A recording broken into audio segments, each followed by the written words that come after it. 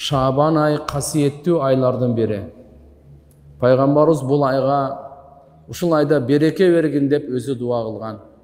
Бул айдын касиети пайгамбарыбыз көңүл бурат эле айды санаганга, Рамазан айга даярдык көргөнгө, Рамазан айга я Алла амандыкта жеткире көр деп дуа кылганга Шабан айдын мааниси өтө улуу. Бараат кечеси Шабан айында.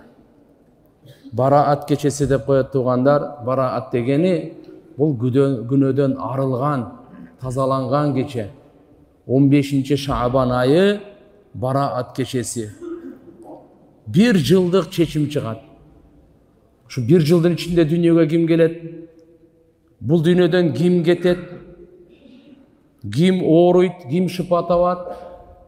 Ким канча ырыскы жейт? Риваяттарда келет, ким ажылык кылат, кылбайт? Ушу bir жылдын чечими ушу Шабан айдын 15-inde чыгат. Шабан айы Ражап менен Рамазандын ортосунда, эки харам айдын, эки ийик айдын ортосунда келген үчүн Шабан айында көп адамдар капилетте калып кетет. Көңүл бурбай калат. Бул Шабан айында инсандардын жылдык амалдары Раббил Аламинге Аллах Таалага көтөрүлөт. Пайгамбар айтты, менин амалдарым, жылдык амалым орозо акыбалда Аллах Таалага көтөрүлүшүн каалайм, ошондуктан Шабанда орозо кармайын дейт. Урматтуу мусулман битоган, элестеткин сен делоңду берген кезде акыркы эмелериң. Пайгамбар саллаллаху алейхи вассалам Шабан айында көп адамдар капилетте калып кетет, көңүл бурбай коет. Алланын ибадаттардан башкадан алыс болуп калат. Ал эми Шабан айында инсандардын амалдары жараткан Аллах Таалага жылдык дело жабылып көтөрүлө турган кез экен. Менин делолорум көтөрүлгөн кезде, намай амалым көтөрүлгөн кезде орозо акыбалда көтөрүлүшүн каалайм дейт. Ошондон урматтуу мусулман бир тууган, жаштар карыбастан мурда аксакалдар бүгүн денеде жан бар экен. Ушундай ийик күндөрдү ганимет билгиле. Кадыр бартай билгиле. Шабан айында орозо кармагыла. Rafu senevi, bir жылдык амалдардын көтөрүлүшү. Bir жылдык амалдардын периштелер аркылуу Аллахтын алдына көтөрүлүшү. Wa yakun zalika fi shahr Sha'ban.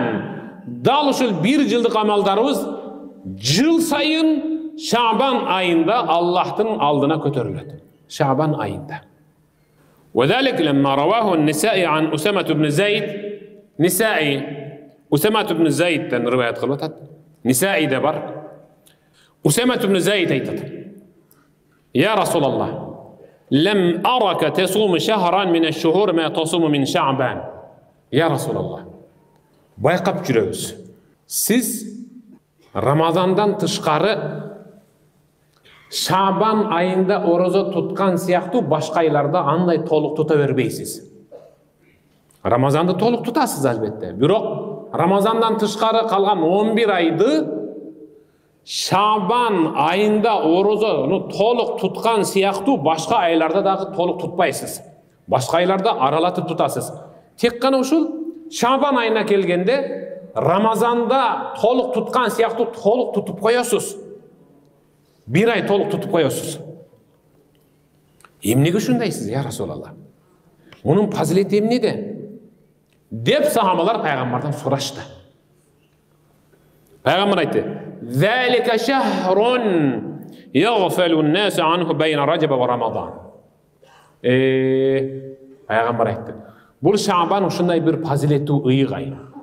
Эки айдын ортосунда келген. Рамазан менен Рajab айынын ортосунда келген. Рамазан айы менен Rajab айынын ортосунда келген. Шабанга чейин Rajab айын өткөрдүк, харам айларынын бирөөсү деп. Азыр Шабан айын жашап атабыз. Эми бир айдан Рамазан айы келет. Бул Рамазан менен Rajab айынын ортосунда келген Шабан айында көпчүлүгү бейкапар жашап калат.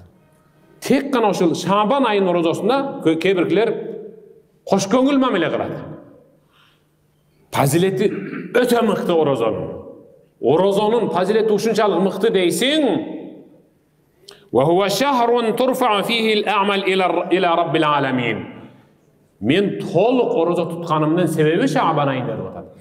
Бул айда аламдардын Раббиси болгон Аллах Таалага жер бетіндегі адамдардың баарынын жасаған амалдары периштелер аркылуу көтөрүлөт.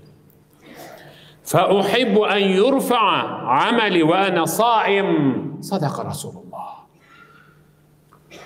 Allah'tın алдына периштелер аркылуу жеткирилген амалым орозо туткан абалымда көтөрүлүүсүн жакшы көрүп атпаймынбы деди. Аллаху акбар. Кандай сонун.